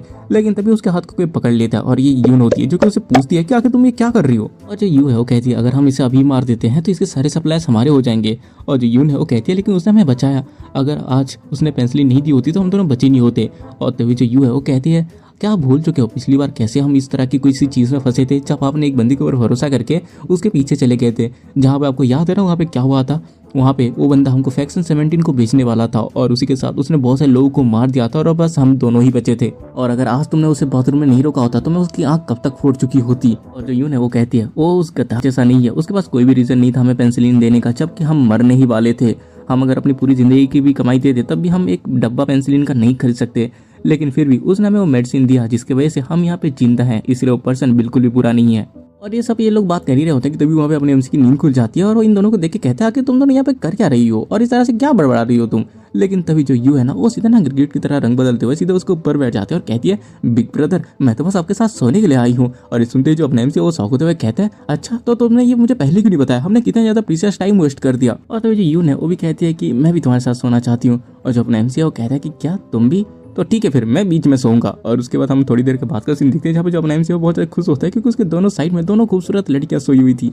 और हम तभी यू को देखते हैं जो कि चुपके से तकिया के नीचे से एक और औजार निकालती है और उसी औजार से अपने एमसी का औजार काटने वाली होती है। लेकिन तभी जो यून है ना उसको लात मार के उसके हथियार को दूर फेंक देती है और इससे अपना जो एमसी है ना उसको बहुत ज्यादा मजा आ रहा होता है क्योंकि जो यून है उसके पैर अपने एमसी के किसी गलत जगह पे लग गए थे। और तभी जो अपना एमसी है उसकी नींद खुल जाती है और वो कहता है यून आखिर तुम ये क्या कर रही हो, तुम्हारी बहन बगल में है, अभी हम ये सब नहीं कर सकते। लेकिन जो यून है ना वो अपने एमसी के पास जाके कहती है हुआंग मैं तुम्हारे साथ अकेला सोना चाहती हूँ। और उसके बाद तो अपने बहन से भी कह देती है सुनो आज मैं हुआंग के साथ अकेले सोऊंगी क्योंकि मैं इसको रात को सेफ रखना चाहती हूँ।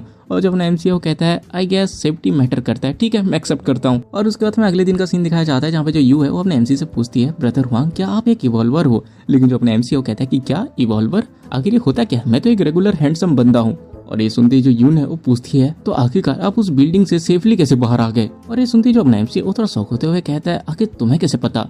और तभी जो यू है वो कहती है मेरी नाक बहुत ज़्यादा तेज है, आप जैसे ही कल वापस आए वैसे ही मुझे वहाँ की सेंट आ गई थी, वो बिल्डिंग बहुत ही ज़्यादा टेरिफाइंग है, बस स्ट्रॉन्गेस्ट इवॉल्वर ही वहाँ से जिंदा वापस आ सकता है। ब्रदर हुआंग आप तो बहुत ज़्यादा औसम हो गए। और ये सुनते ही जो अपना एमसी है वो हंसते हुए कहता है अरे हाँ कल मैं थोड़ा सा रास्ता भूल गया था, लेकिन लकीली मेरे पास ज़्यादा ज़ॉम्बीज़ नहीं आए और मेरे पास यून की दी हुई गन थी और इसी वजह से मैं वहाँ से भाग पाया। और ये सब कहते हुए वो सोचा होता है आखिरकार कौन भरोसा करेगा जब मैं उनको ये बताऊंगा कि मेरे पास एक प्राइमोर्डियल एम्परर सिस्टम है, इसलिए मुझे कुछ ऐसा बोलना होगा जिसको देख के इनको लगे कि हाँ भाई मैं ठीक ठाक ही कह रहा हूँ। और तभी जो यून है वो उसके पास आते हुए कहती है मार्कमैनशिप ये इतना बुरा भी नहीं है, क्या तुम शूटिंग एरिया पे जाके प्रैक्टिस करना चाहोगे।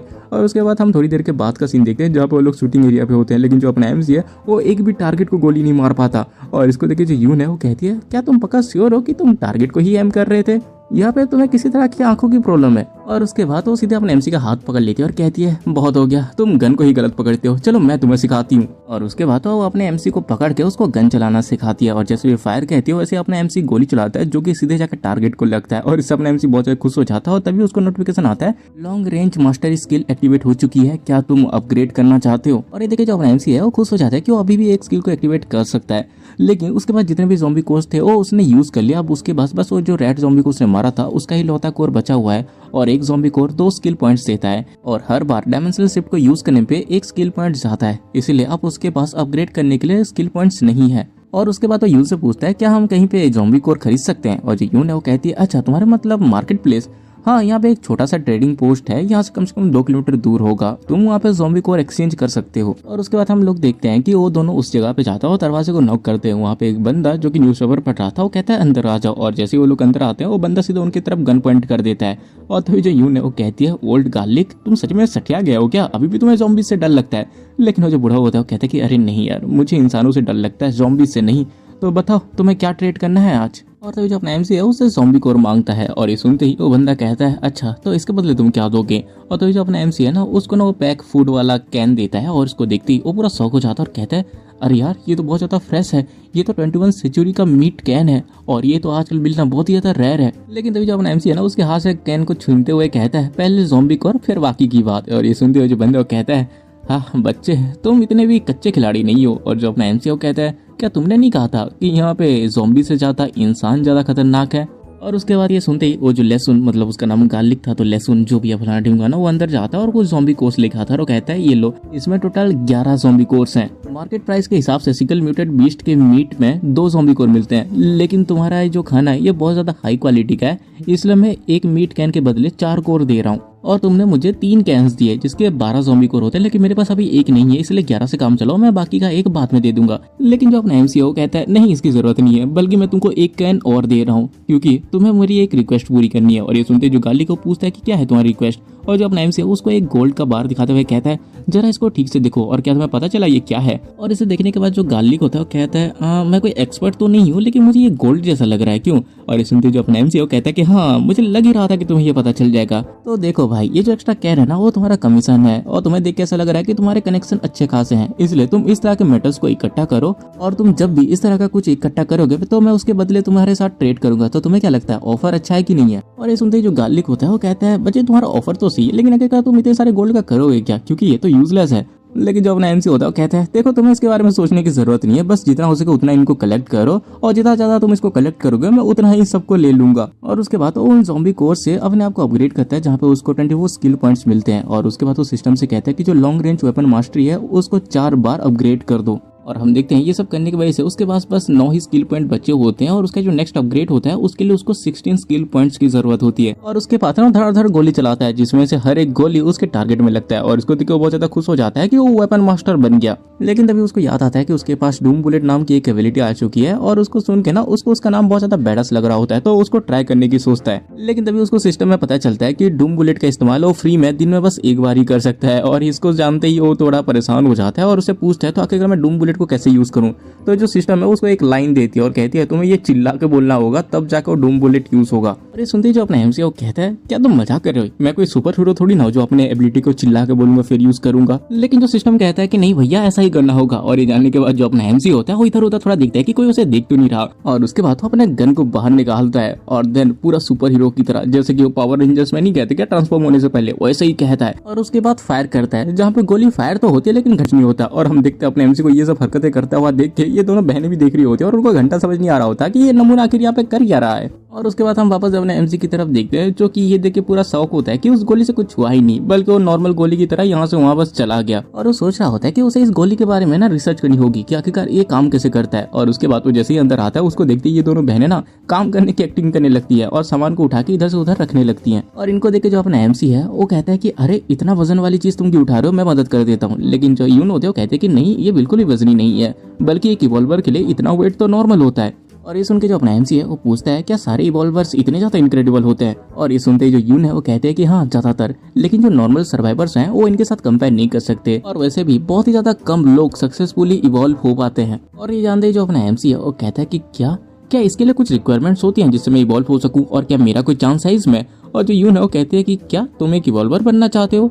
हाँ, ये बनने के 3 रास्ते तो हैं। सबसे पहला रास्ता कि तुम आर वायरस से अपने आप को इन्फेक्ट कर दो। अगर तुम्हारी जो बॉडी है वो इम्यूनिटी डेवलप कर लेती है और तुम ज़ॉम्बी बनने से बच जाते हो तो तुम सक्सेसफुली एक इवॉल्वर बन जाओगे।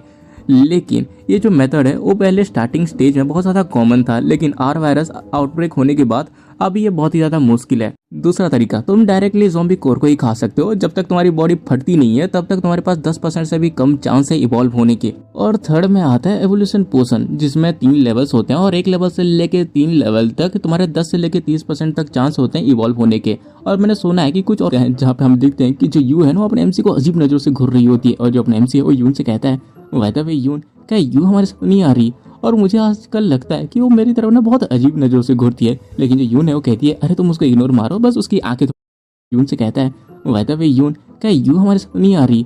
और मुझे आजकल लगता है कि वो मेरी तरफ ना बहुत अजीब नजरों से घूरती है। लेकिन जो यून है वो कहती है, अरे तुम उसको इग्नोर मारो, बस उसकी आंखें थोड़ी बहुत खराब है। और उसके बाद तो अपने बेस से बाहर आता है जहाँ पे वो देखते हैं कि ज़ॉम्बीज और भी ज्यादा भर चुके हैं। और जो यून है वो कहती है, ऐसा लग रहा है कि ज़ॉम्बीज आजकल हमारे बेस की तरफ कुछ ज्यादा ही बढ़ रहे हैं, लगता है इनको थोड़ा क्लीन करना होगा। और उसके बाद हमारा सीन वापस से शूटिंग एरिना में शिफ्ट होता है जहाँ पे जो यू है वहाँ पे गोली से प्रैक्टिस कर रही थी, अपना भड़ास निकाल रही थी, पता नहीं। लेकिन वो बहुत ज्यादा फ्रस्ट्रेट होते हुए कहती है, साला वो कमीना हुआंग, यून आखिरकार तुम मुझे उसे मारने क्यों नहीं दे रही? लेकिन तभी उसको अपने बगल से कुछ साउंड आती है और वो जैसी बगल वाली बिल्डिंग को देखती है वो बिल्डिंग उसकी आंखों के सामने नीचे गिर जाती है। और ऐसे देख के वो शौक होते हुए कहती है, अगर ये बिल्डिंग अचानक से कोलैप्स कैसे हो गई? जहाँ तक मुझे लग रहा है कि ये बिल्डिंग अपने एमसी को उसी डूम बुलेट की वजह से हुई है, क्योंकि उस टाइम उसको कोई इफेक्ट दिखाई नहीं दिया था, लेकिन उसका इफेक्ट शायद बाद में होता है। और उसके बाद हमारा सीन कट होता है और हम एक गली में देखते हैं जहाँ पे एक लौता ज़ॉम्बी जो कि एक आंख से अंधा था वो बहुत ही मजे से टहल रहा होता है। लेकिन तभी उसकी दूसरी आंख भी कोई फोड़ देता है और हमें पता चलता है ये कोई और नहीं बल्कि अपने यून और अपने एमसी थे।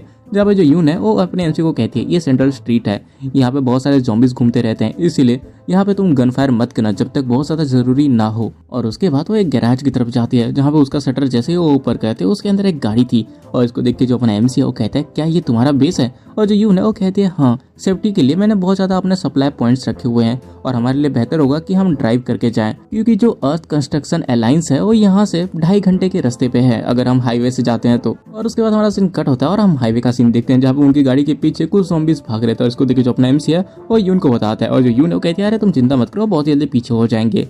और क्या तुम पक्का श्योर हो कि तुम एक इवॉल्वर बनना चाहते हो? क्योंकि अगर हाईएस्ट ग्रेड का भी एवोल्यूशन पोशन तुम लेते हो तब भी चांसेस है कि वो लीथल हो जाए। लेकिन जो अपना एमसी वो कहता है, वो बाद में सोचेंगे, पहले खरीद तो लें, वैसे भी वहाँ पे जाने का मेन पर्पस है ट्रेड करना। और ये सब कहते हुए वो सोचा होता है, यून के अकॉर्डिंग ये जो अर्थ कंस्ट्रक्शन अलायंस है ये एक गिल्ड से सिमिलर है, लेकिन ऐसा कोई गारंटी नहीं है कि वो लोग हमें हार्म नहीं करेंगे, इसीलिए मैं वहाँ पे ज्यादा कुछ रिवील नहीं करूंगा। पहले मैं वहाँ पे म्यूचुअल अंडरस्टैंडिंग बढ़ाऊंगा, उसके बाद जाके बाकी का देखा जाएगा। और ये सब वो सोच ही रहा होता है कि तभी वहाँ पे एक ज़ॉम्बी आ जाता है और इसको देखिए जो अपना एमसी है वो पूरा डर जाता है और वो कहता है, आखिर ये कहाँ से आ गया? तभी हम देखते हैं कि उनकी गाड़ी पे ना बहुत सारे रेड ज़ॉम्बीज अटैक करते हैं। और इसको देख के जो यून है वो कहती है, इनको ओवर फायर करो, ये सारे रेड ज़ॉम्बीज है। लेकिन तभी उनकी गाड़ी का छत फाड़ते हुए एक हाथ नीचे आता है और तभी हम देखते हैं कि उनकी गाड़ी के ऊपर भी एक रेड ज़ॉम्बी होता है जिसको अपना एमसी फायर करने लगता है। लेकिन वो जो ज़ॉम्बी है वो सारे बुलेट्स को डॉच कर लेता है। और इसे देख के वो भी कहता है कि आखिरकार ये ज़ॉम्बी मेरे बुलेट्स को डॉच कैसे कर रहे हैं, मैं तो बहुत ज़्यादा एक्यूरेट हूँ। लेकिन तभी जो लिन है वो कहती है, ये रेड ज़ॉम्बी बुलेट को बहुत अच्छे से डॉच कर लेते हैं, नॉर्मल वेपन इनके सामने बिल्कुल भी किसी काम के नहीं है। और मेरी बात सुनो, तुम गाड़ी को जितना तेज हो सके उतना तेज चलाओ, मैं ऊपर जाके उनसे लड़ती हूँ। और उसका जो यून है वो गाड़ी को ऊपर चढ़ जाती है ताकि उस रेड ज़ॉम्बी से वो लड़ सके। और उसके बाद वो दोनों एक दूसरे के ऊपर हमला करते हैं, लेकिन देखते हैं कि जो यून है वो उसको एक हमले में 2 टुकड़ों में काट देती है।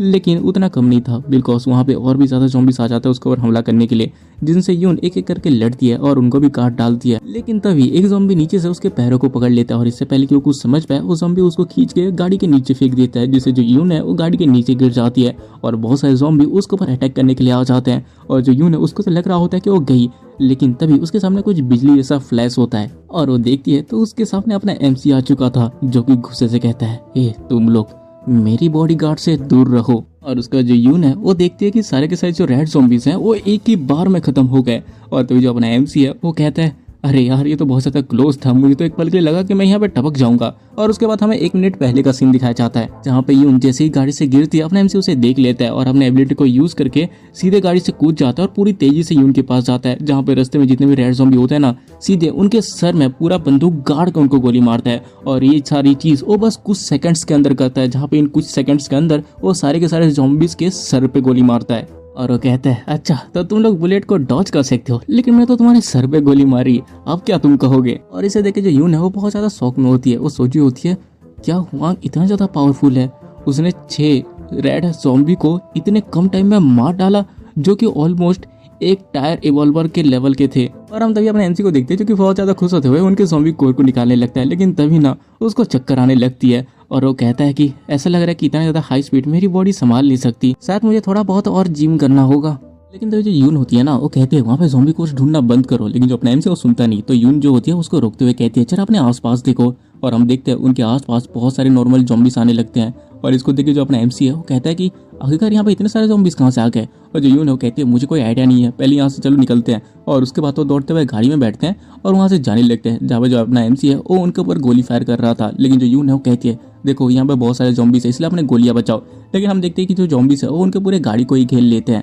और उसके बाद जो यून है वो गाड़ी को और तेजी से भगाने लगती है, जितने भी ज़ॉम्बीज हैं उनको कुचलते हुए। लेकिन उनके गाड़ी का जो पहिया होता है वो ज़ॉम्बीज के बॉडी में फंस जाता है और गाड़ी आगे नहीं बढ़ती। और इसे देख के जो अपना एमसी है वो पूछता है कि गाड़ी क्यों आगे नहीं जा रही। तो वो बता दे कि जो ज़ॉम्बीज है वो टायर पे फंस गए हैं। और हम देखते हैं कि वहाँ पे धीरे धीरे करके ना और भी ज़ॉम्बीज आने लगते हैं। और तो जो अपना एमसी है वो यून से पूछता है कि उसके पास कितने बुलेट्स बचे हैं। और जो यून है वो कहती है कि उसके पास ज्यादा बुलेट्स नहीं बचे। और जो अपना एमसी है वो भी चेक करता है तो उसके पास भी बस 10 ही बुलेट्स बचे होते हैं। और इसे देख के वो भी सोचने लगता है क्योंकि 10 बुलेट्स में यार वो कुछ नहीं कर सकता, क्योंकि उसके सामने बहुत सारे ज़ॉम्बीज थे।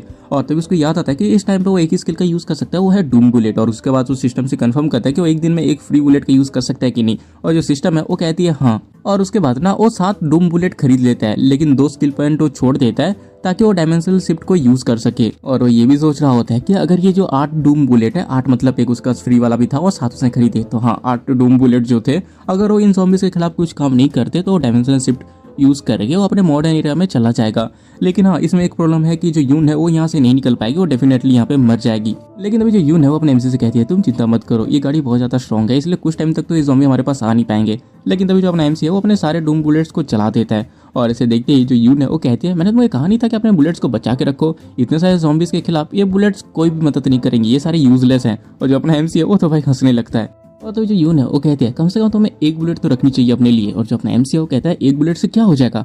और तभी जो यून है वो कहती है मैं हमेशा अपने लिए एक बुलेट रखे रहती हूँ, क्योंकि तुम भी तो ज़ॉम्बीज के हाथों जिंदा खाए जाने से मरना पसंद नहीं करोगे ना, इसलिए एक बुलेट हमेशा अपने आप के लिए रखो। इस दुनिया में मौत भी बहुत ज्यादा डरावनी चीज होती है और मैंने तो अपने एंड को एक्सेप्ट कर लिया है, लेकिन मैं बस इतना उम्मीद करती हूँ कि मैं बहुत कम पेनफुल मौत मरूं, इसलिए मैं भी तुमको सजेस्ट करूंगी कि तुम अपने लिए एक बुलेट हमेशा रखे रहो। और ये सुन के तो अपना एमसी भी कुछ कह नहीं पाता और वो बाहर की तरफ देख के सोचा होता है मैंने 8 के 8 डूम बुलेट फायर कर लिए, लेकिन अभी तक इसका कोई भी इफेक्ट दिखाई नहीं दे रहा।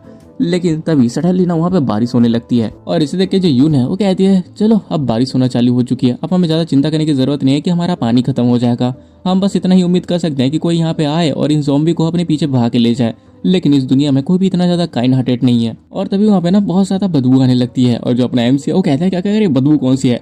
और तभी जो यून है वो कहती है देखो जब भी बारिश होती है तब ज़ॉम्बीज के जो सूखा हुए चमड़ी होती है ना और उसके मांस होते हैं वो फूलने लगते हैं और इसी वजह से ये स्मेल आती है। और उसके बाद हम कुछ टाइम के बाद का सीन देखते हैं जहाँ पे उनकी बाल्टियां भी भर चुकी होती है और वो कहती है कि अरे यार इतना टाइम हो चुका है लेकिन अभी तक ये बारिश बंद नहीं हुई, अगर ये इस तरह से अगले दिन तक भी बारिश होती रहे तो हमें कुछ इंटरेस्टिंग देखने को मिलेगा। और ये सुनते ही जो अपना एमसी है वो पूछता है कि किस तरह की इंटरेस्टिंग चीज। और तो जो यून है वो कहती है जो ज़ॉम्बीज होते हैं बेसिकली अनडेड और अनरोटिंग होते हैं और उनके अंदर की जो मॉइस्चर होती है वो जा चुकी होती है, लेकिन जब बारिश होती है तब उनकी जो स्किन है वो वापस से फूलने लगती है। जब तुम उनको एक बार में अचानक से देखोगे तो तुमको वो उस तरह से दिखेंगे जैसे वो पहले इंसान के टाइम पे हुआ करते थे। लेकिन ये चीज टेम्परेरी होती है क्योंकि जितना ज्यादा वो पानी के अंदर रहेंगे उतना ही ज्यादा उनकी बॉडी पानी को सोखेगा और उनकी बॉडी सूजने लगेगी और एक टाइम के बाद तो अपने लिमिट में पहुंच जाएगी जहाँ पे उसकी जो बॉडी है वो ब्लास्ट हो जाती है, लेकिन वो फिर भी नहीं मरते बल्कि वो दिखने में और भी ज्यादा भद्दे लगते हैं। और ये सुन के जो अपना एमसी है वो उसको इस तरह की बातें करने से मना करता है क्योंकि उसको उल्टी आ रही है। लेकिन तभी जो यून है वो उसे कहती है जरा देखो यहाँ पे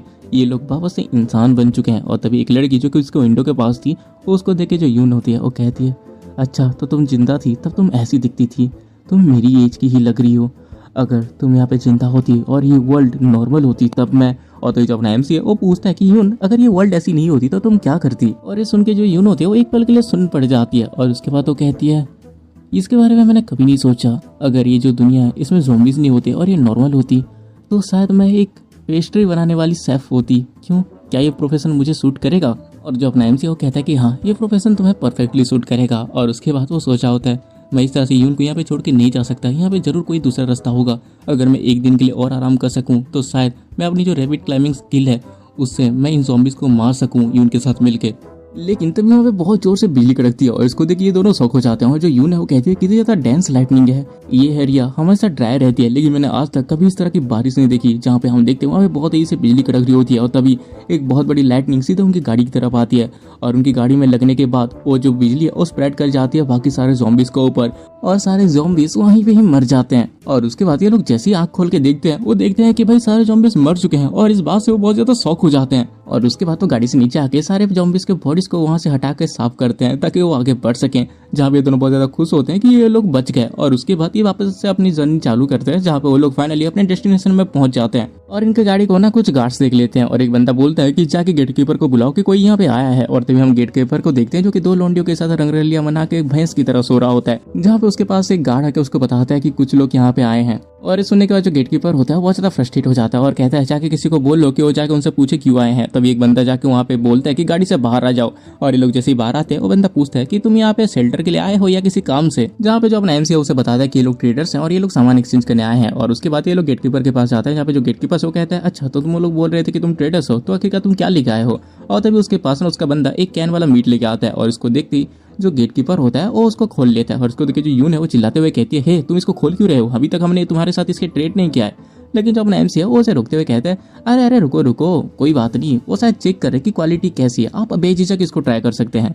और ये सुनते जो गेटकीपर वो कहता है तुम मुझे दिमाग वाले लोंडे लगे। और हम देखते हैं इसके जो बाकी बंदे होते हैं उनके मुंह से तो पानी आ रहा होता है क्योंकि उसकी स्मेल बहुत ज्यादा अच्छी होती है। और उसका जो गेटकीपर है वो उसको खाने लगता है। और तो जो यून है वो कहती है तुमने पूरा कैन खा लिया, अब क्या तुम्हें आगे नहीं बढ़ना चाहिए। लेकिन वो कहता है अरे यार मुझे टेस्ट मिलने से पहले ये तो खत्म हो गया। लेकिन जो अपना एमसी है उसको एक और कैन देते हुए कहता है अरे कोई बात नहीं आप ये लीजिए एक और खाइए। और ऐसा कर करके वो बंदा यहाँ पे टोटल 8 कैंस खत्म कर जाता है। और जो यून है वो भी कहती है तुमने 8 कैन खा लिए, पता है इसके बदले हम कितना ट्रेड करते हैं। लेकिन वो जो बंदा होता है उसका तो पेट पूरा भर चुका होता है और वो डकार मारते हुए कहते हैं अरे इतना ही बुरा नहीं था, मेरा तो 30% पेट फुल हो चुका है। और बाकी बचा हुआ खाना वो अपने लोगों को दे देता है, जिसके लिए वो बाकी लोग भाई लड़ने लगते हैं, जो कि उस कैन में कुछ बचा भी नहीं था। और तभी जो गेटकीपर होता है वो कहता है सारे कैन फूड बहुत ही ज्यादा अच्छे थे, चलो मैं तुम्हें एक बंदे के साथ भेज देता हूँ जो तुम्हें उस जगह पे लेके चला जाएगा। उसके बाद एक बंदा उनको शेल्टर के अंदर लेके जाता है जहाँ पे बहुत सारे इंसान थे जो कि अपने वही ठेला टपरी लगा के बैठे हुए थे प्रॉपर एक छोटी सिटी की तरह। और जो अपना एमसी वो कहता है कि सारे के सारे जो घर हैं वो ऑक्यूपाइड हैं। और जो बंदा होता है जो उनको लेके जा रहा था वो कहता है कि हाँ ये सारी चीज सिटी लॉर्ड ने इनको दी है, अगर वो यहाँ पे नहीं होते तो आज ये सारे लोग ज़ॉम्बी का खाना बन चुके होते। लेकिन तभी उनके सामने कोई आके गिरता है और हम देखते हैं उसको एक बंदा बहुत ज्यादा पीट रहा होता है क्योंकि उस बंदे ने कुछ मेडिसिन चुराई होती है। और हमें पता चलता है जो बंदा मार खा रहा था वो एक लड़का नहीं बल्कि एक लड़की है जो कि उसको बार बार कहते रहते कि प्लीज मुझे मारना बंद कर दो, मैं दोबारा कभी नहीं चुराऊंगी। और ये देखते हैं जो अपना एमसी है ना वो उस बंदे को जाके रोकने की कोशिश करते हैं कि उसको ना मारे। लेकिन वो बंदा जो होता है ना उसके ऊपर चिल्लाने लगता है कि इस लड़की ने मेडिसिन चुराई है जो कि इस दुनिया में खाने से भी ज्यादा प्रीसियस है और इसको तो सजा मिल के रहेगी। जहाँ पे तभी वो जो पहले वाला बंदा है जो इनको लेके आ रहा होता है वो अपने एमसी को रोकते हुए कहता है तुम्हें यहाँ के लफड़े में नहीं पड़ना चाहिए क्योंकि यहाँ पे खुद का जस्टिस सिस्टम है, वो उनको संभाल लेंगे। और ये सुनने के बाद वो लोग वहाँ से जाने लगते हैं जहाँ पे जो बंदा है वो उस लड़की को जस्टिस ऑफिस लेके चला जाता है। उसके बाद हम देखते हैं वो लोग एक दरवाजे के बाहर आते हैं जहाँ पे जो बंदा है वो कहता है सिटी लॉर्ड अभी बिजी है इसलिए वो कल तुमसे मिलेंगे, इसलिए तब तक ले तुम थोड़ा रेस्ट करो, कल मैं उनसे तुम्हें मिला दूंगा। और उसके बाद हमें अगले दिन का सीन दिखाया जाता है जहाँ पे एक बूढ़ी औरत अपनी पोती को ढूंढ रही होती है, लेकिन उस मार्केट में कोई भी उससे सीधे मुंह बात नहीं कर रहा होता। और वो जो दादी है वो सबसे कह रही होती है कि उसकी जो पोती है वो कल रात से वापस नहीं आई, उसके छोटे लाल कलर के बाल हैं, क्या किसी ने उसको देखा है।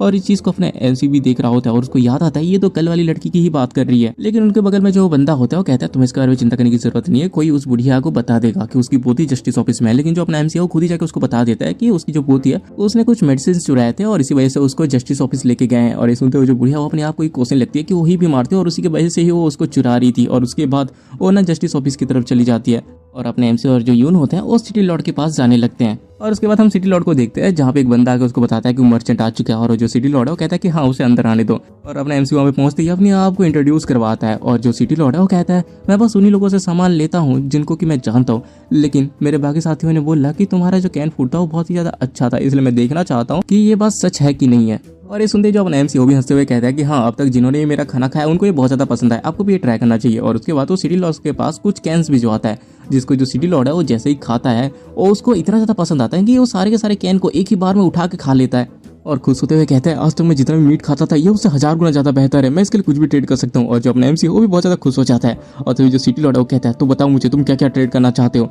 और जो अपना एमसी है वो कहता है मैं ये सब चीजें ज़ॉम्बी कोर, एवोल्यूशन पोशन और गोल्ड में ट्रेड करूंगा।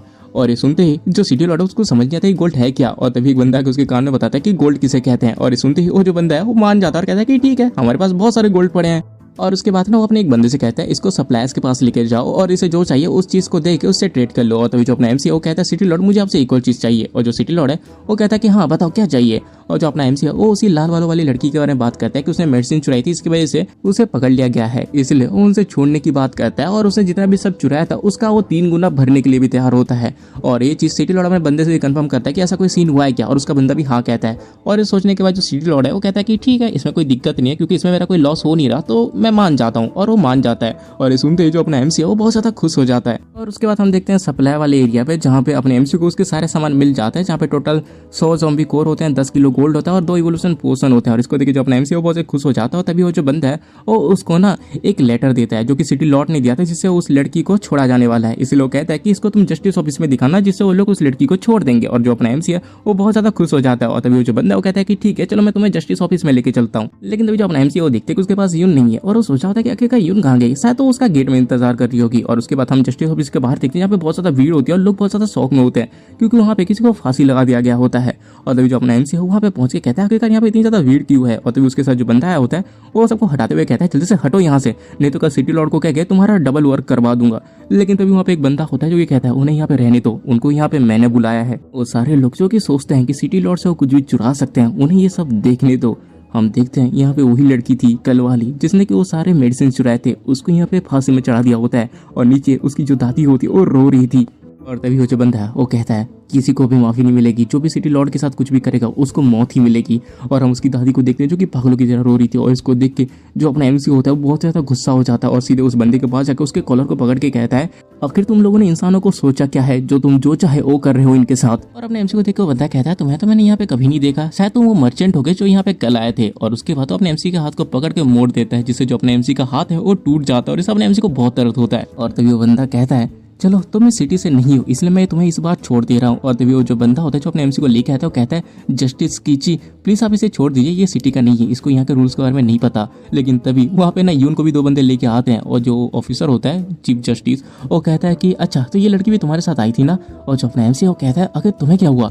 और वो बताता है कि अपनी जो यून है वो उस लड़की को बचाने के लिए जेल में घुस गई थी, लगता है इसको भी उस लड़की की हालत में बहुत ज्यादा तरस आ रहा था, इसीलिए इसके गार्ड्स ने इनको पकड़ लिया। और उसके बाद तो अपने एमसी से कहता है अब मैं इस लड़की के साथ क्या करूँ, कैसे छोड़ दूं या इसे मार डालूं। और तभी वो जो बंदा जो अपने एमसी को लेके आया था वो कहता है कि चीफ जस्टिस प्लीज आप इनको मत मारिए क्योंकि ये सिटी लॉर्ड के साथ ट्रेड करते हैं और इनका सामान उनको बहुत ज्यादा पसंद है, वो बहुत ज्यादा बुरा मान जाएंगे। लेकिन जो अपना चीफ जस्टिस होता है वो कहता है कि लेकिन हमें तो बस एक को जिंदा करने की जरूरत है ना, दूसरे को तो हम मार ही सकते हैं। और ये सुन के जो अपना एमसी होता है बहुत ज्यादा गुस्सा हो जाता है और अपने सिस्टम से कहता है जितने भी ज़ॉम्बीज़ कोर्स हैं वो उसको तुम एब्जॉर्ब कर लो। और ये करने के बाद उसके पास 200 पॉइंट्स आ जाते हैं और देन वो अपने आप को अपग्रेड करता है, जहाँ पे वो 3 लेवल और अपग्रेड हो जाता है और उसका लेवल 7 हो जाता है। और इतना होते ही उसका जो हाथ है वो एकदम से ठीक हो जाता है। और वो सोचा होता है ये बंदा यून को यहाँ पे मार डालेगा, मुझे यहाँ से कुछ भी करके निकलना होगा। मैं यहाँ पे डूम बुलेट का तो इस्तेमाल कर सकता हूँ लेकिन इससे जो बाकी लोग हैं उनके ऊपर भी असर पड़ेगा, इसलिए फिलहाल के लिए मेरा यहाँ से भागना ही सही होगा। और उसके बाद तो अपने स्किल को एक्टिव करता है और सीधे बहुत ही तेजी से भागता है और यून को पकड़ के उस जगह से बाहर आ जाता है जहाँ पे वो बहुत दूर भागते हुए आता है और रुकते हुए कहता है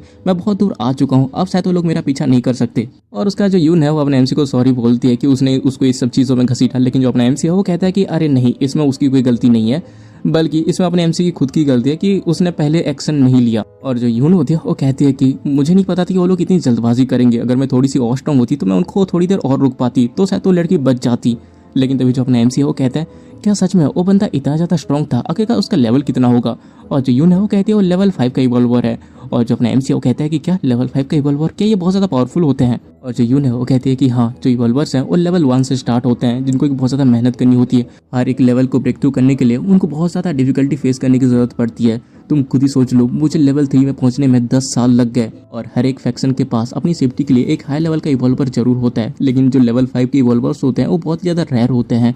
कुछ लोग तो ये भी बिलीव करते हैं कि लेवल 10 के भी इवॉल्वर एग्जिस्ट करते हैं जो कि अपने हाथ के एक इशारे से पूरी सिटी को डिस्ट्रॉय कर सकते हैं। और ये सुन के तो जो अपना एमसी है वो भी बहुत ज़्यादा शौक हो जाता है कि इतने भी स्ट्रॉन्ग लोग एग्जिस्ट करते हैं, वो भी एपोकलिप्स वर्ल्ड पे। और वो सोचा होता है मैंने तो सोचा था कि मैं सिस्टम के जरिए पूरे वर्ल्ड को डोमिनेट करूंगा, लेकिन ऐसा लग रहा है मैं बस फालतू के सपने देख रहा था। लेकिन तभी हम देखते हैं वहाँ पे चीफ जस्टिस आ जाता है और इसको यूं देख लेती है और वो अपने एमसी को कहने वाले होते हैं कि संभाल के। लेकिन तभी जो चीफ जस्टिस होता है ना सीधा अपने एमसी के पेट में एक लात मारता है और उसको जमीन में पटक के उसके मुंह पे पंचेस के पंचेस मारने लगता है, वो भी पागलों की तरह। और उसके बाद तो अपने एमसी के मुंडी को पकड़ते हुए कहता है, क्या मैंने कहा था कि तुम यहाँ से जा सकते हो।